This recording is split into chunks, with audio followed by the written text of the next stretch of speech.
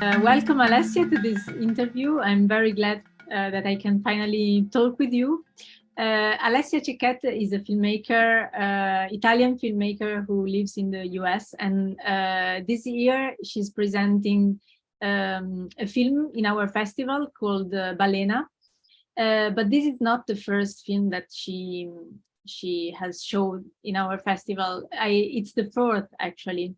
So I'm very glad that we can finally talk about your art.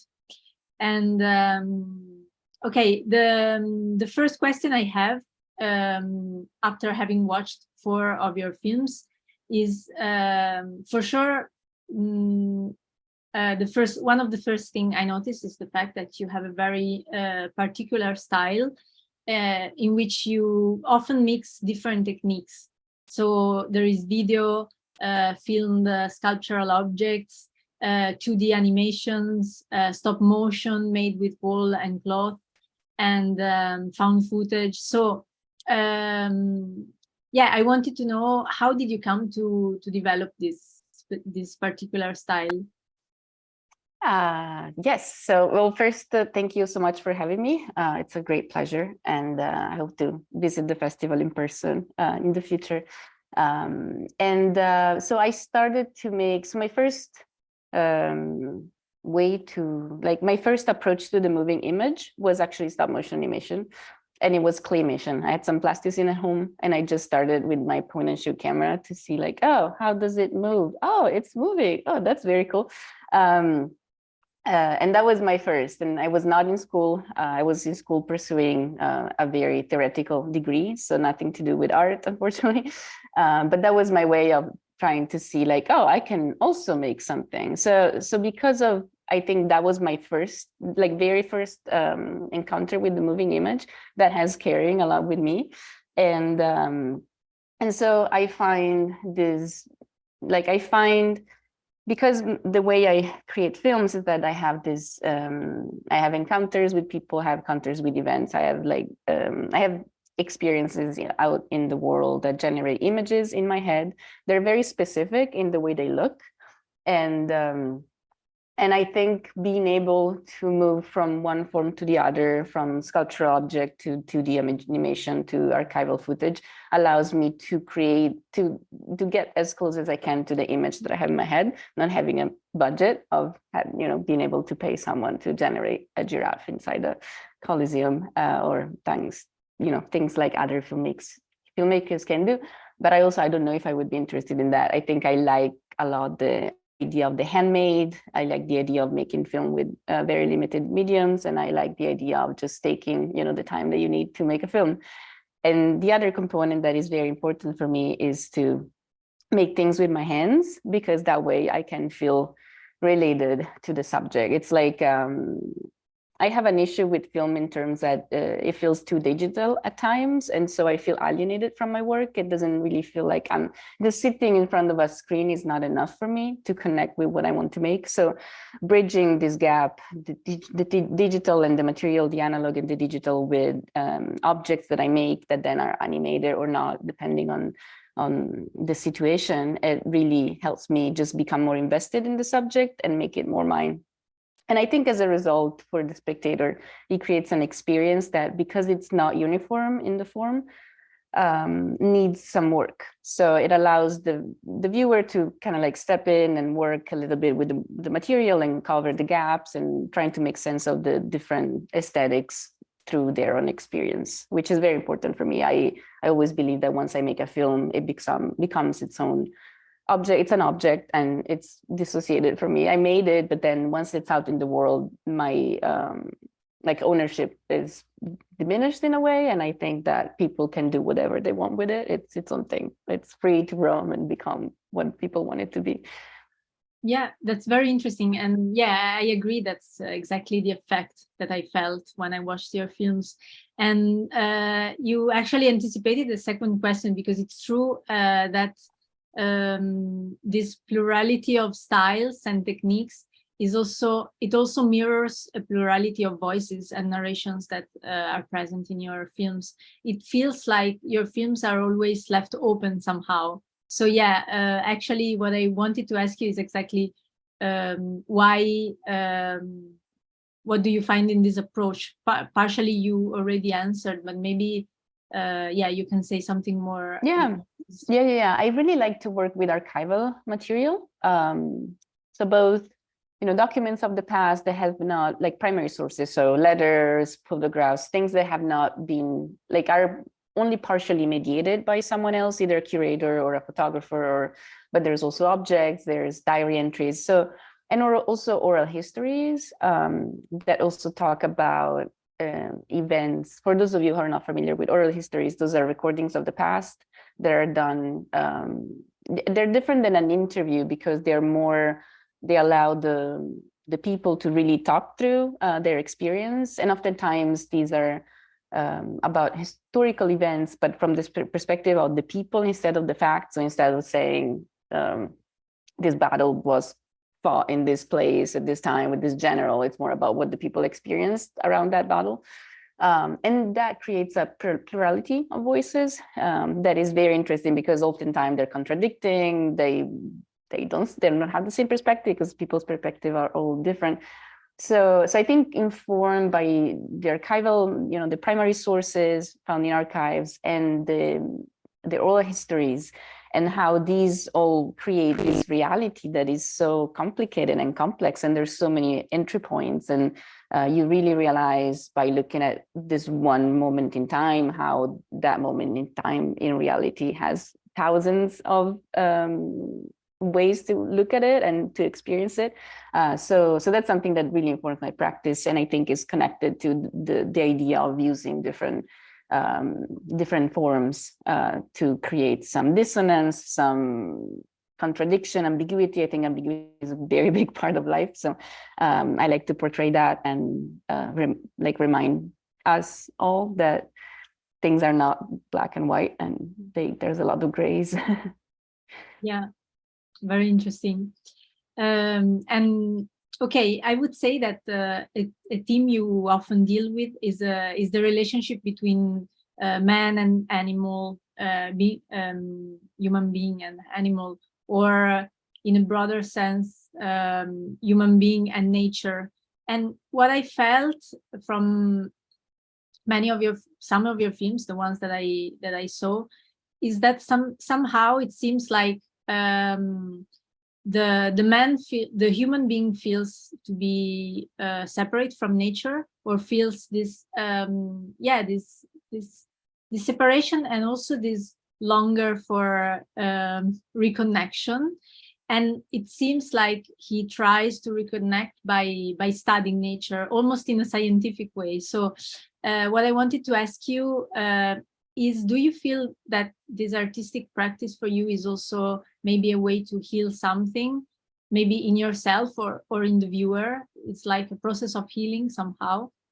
Yes, absolutely. Well, I think there's two aspects that recur in my work, and one is talking about death, and one is nature, and they're both definitely things that guide my experience every day. I had a lot of contact with death, and since that happened, it's something like making art really heals me, but also I hope it can help other people find some sort of healing. And I feel like because of I just finished the PhD, and I wrote a dissertation about it's a specific thing, but it's at the end of the day is really about our relationship with nature and with the natural world, and how we objectify it and how we feel separate from it. And at the end, like the baseline of all of this is that we just believe we are better, or like there's this idea from the Enlightenment, from that moment, before it was everything was about God, and God was the answer of like anything natural, and then it became everything can be measured with the Enlightenment. So, and that's a point in which we really became separate from nature, and we started to believe about man as being above everything. So I really care about that, in the sense that in recent time, like in the past 50 years, this kind of idea has started to be challenged by some thinkers, and because of where we are in the world right now with climate change and everything. I'm right now, I'm in Michigan. I live in California, but I'm in Michigan visiting my family, and we have like the air quality is really bad because we have all the smoke coming from wildfires that are up in Canada. So everything is becoming more present in terms of climate change. And so I think that's also something my work is responding to. I made a film. Sorry, this answer is a bit all over the place, but because it's very important for me. It's something that I really feel. A few years ago, I screened it last year. The Will Who Wasn't. Last year. It was last year. So that film I made, I started to make when Donald Trump was elected and started to disband all the environmental laws that were in place in the United States to mitigate the impact of humans on nature. And it just made me so angry, and so I started to feel even more. So I think a connection that I always had with nature. I wanted to be a veterinarian and I wanted to be a paleontologist when I was a child, and then I didn't go into the sciences. But I think I always cared for the natural world and the non-human, and then seeing how much we disregard that as people, and growing up, realizing that even more, and then facing climate change challenges, it just I feel like it really needs to come out, and it's inside of me, and I need to let it out and maybe convince other people that it's worth caring about. Because at the end of the day, we really just need to care at this point to do something, because if we don't care, it's not gonna work. Yeah, what I find interesting is the fact that this is the theme, but then the way you approach it is not so much based on informations, and it's you really show small interactions, personal interactions with nature, and this is something I really like, because you approach a very big issue, universal issue, but from a perspective of real everyday experience somehow. So that's also the interesting aspect I find in your film. They are so universal, but in the same time so how to say, talking about everyday people. Thank you. Yeah. I think that makes things, that's my perspective. So I think that's what I'm a very personal person, which doesn't make much sense, but in the sense that I'm not, I care about the specifics. And so the specifics of, I think, if an experience can be specific, it can be more meaningful, because we live in such a generalist society that everything is just very general. And so the moment you encounter something that is more like specific and personal, I think it can be maybe more meaningful and stand out a little bit more, and maybe like make you feel something. Yeah, definitely. I agree. I feel the same. Yeah, this is the also related with the oral recordings that you were talking about, like living a moment from a unique individual experience and then mixing together different individual experience. You can maybe have a grasp of of what happened, or maybe not, but you just can empathize with that experience. So that's interesting. Okay, let's come to the film that you are screening this year. As I told, it's called Balaena. It's about a whale, and it's the second film I saw from you about a whale. So my question is, how did you come to realize this film, and what is the connection that you feel with this animal? Yes. So I made this film. So I made this film in I usually make a film and I finish it, and I finish it in like 1 year. 1 or 2 years, but I'm usually fairly quick for an independent, for experimental. But this film, I actually started to shoot in 2018, and then it was released in 2022. So it was much like longer delivery. And everything started in 2018 when I went to the beach. I was living in Santa Cruz at the time, was doing a PhD at the University of California, Santa Cruz. And I was living very close to the ocean, so I could just go there every day. And I used to go there every day. And I never lived by a big body of water or like any body of water in my life. So it was a very, very, unique experience. I was really enjoying it. And this one day I went there and I found this whale that was stranded, and it was very, I don't know, it was very moving, because I was struck by the fact that I could be so close to this gigantic animal. So the awe of, the sublime of having this experience of being so close to a whale that is so big.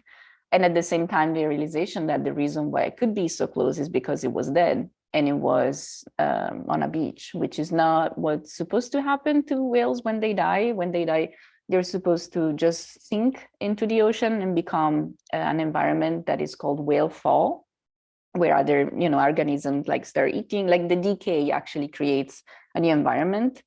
And but that was not the case. So the sadness, it was this very mix of like very strange mix of feelings of like excitement and curiosity to see it, to be close to it, and at the same time the sadness of the whole event. So and at the same time I was also seeing people watching it and taking pictures. So it was this triangulation of things. And so I didn't have my camera at the time, so I just went home that night, and I was really moved by this thing, and I was really sad. So actually that's when I made there's a moment in the film with embroidery of a whale. So that's when I made the embroidery, and I didn't even think about making a film at the time. I just made this embroidery because I wanted to memorialize this whale, this body, because you feel like, it's just there and people take pictures, but nothing. I don't know. Is anybody actually thinking about this body? This was a whale that was swimming. So I was trying to, think about that. And then I decided to go back. So I went back and I shot some footage, and then it just stayed there because I didn't know what to do with it. I wasn't sure. I also wanted to respect the whale and, respect its death. I didn't want it to be something, I didn't want it to be like a spectacle.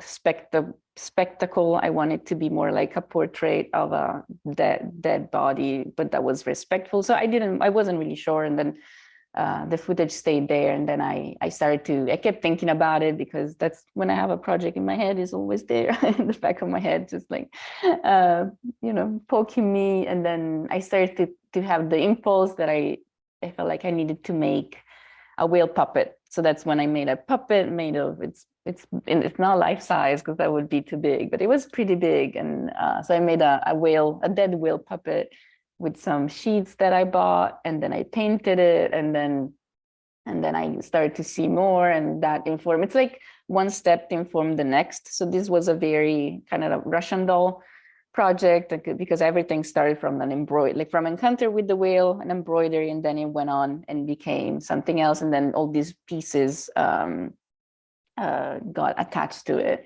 And yeah, so that's how it was made. And the reason, so whales, partly is because I just was living so close to the ocean, I could see them a lot. And so we moved to Santa Cruz from Syracuse, New York. That was a very different environment. And one of the first things for my birthday, we went on a whale watching tour. And that's when I really saw them up close. Like I saw a whale so close to me, and it was a magical experience. It was the best experience I ever had. They're such like intelligent animals with culture. I think it's just amazing to think what we don't know about whales that they know, and how they're complex beings. And so I think, being very close to the beach, having these encounters with both live and dead whales really inform, my work about whales. And the last thing I want to say that is kind of maybe interesting. I don't know, interesting for me. But the whale who wasn't, that film, the image of the whale falling from the sky, that was actually for a different film, because by the Santa Cruz coast, there's a ship made of cement that used to be a ship for war, but it never went to war. So then someone bought it, they just brought it to a pier, and then it became from a warship, it became a entertainment place. There was swimming pool, a ballroom. We're talking about like in the 30s. And then, you know, storms took it. So now it's just this like skeleton of a cement ship in the middle of, like, by the beach. And so I wanted to make a film about that. And my idea was always this whale that just falls from the sky and becomes this ship, which partly is also a reference to The Hitchhiker's Guide to the Galaxy, when there's a whale that falls from the sky and becomes other things. But yeah, so it's many things. But yeah, sorry, it's a very long answer to this question. No, it was very interesting. We are not in a hurry, so it's very interesting to know all the process behind, because yeah, as I said, your films are really processes that are shown somehow, and this is I don't know, it's interesting to watch, and I like them very much. So Alessia, it was very nice to talk to you, and I hope people will come to watch you will be even more encouraged to come to watch your last film. I remember to the ones who are watching this video in these days before the festival or before the screening, that we will screen Alessia's film on Tuesday the 4th. So everybody is welcome to come. And yeah, and then the films will be also online for the duration of the festival, so it will be possible to watch it also there. And yeah, if you want to add something, or otherwise, I finished what I No, just enjoy good films. This is a really wonderful festival. I'm always very impressed by the lineup. So go enjoy some art film that is not doesn't get the recognition that it should. So yeah, have fun and just be open to all the questions that are gonna happen. And it's good to have questions and not answers. Yeah. And thank you so much for this. Thank you, Alessia. It was Thank you. very nice to talk to you, and I hope you will have other occasions to watch other of your films, and also to go even deeper in your processes. Bye. Bye.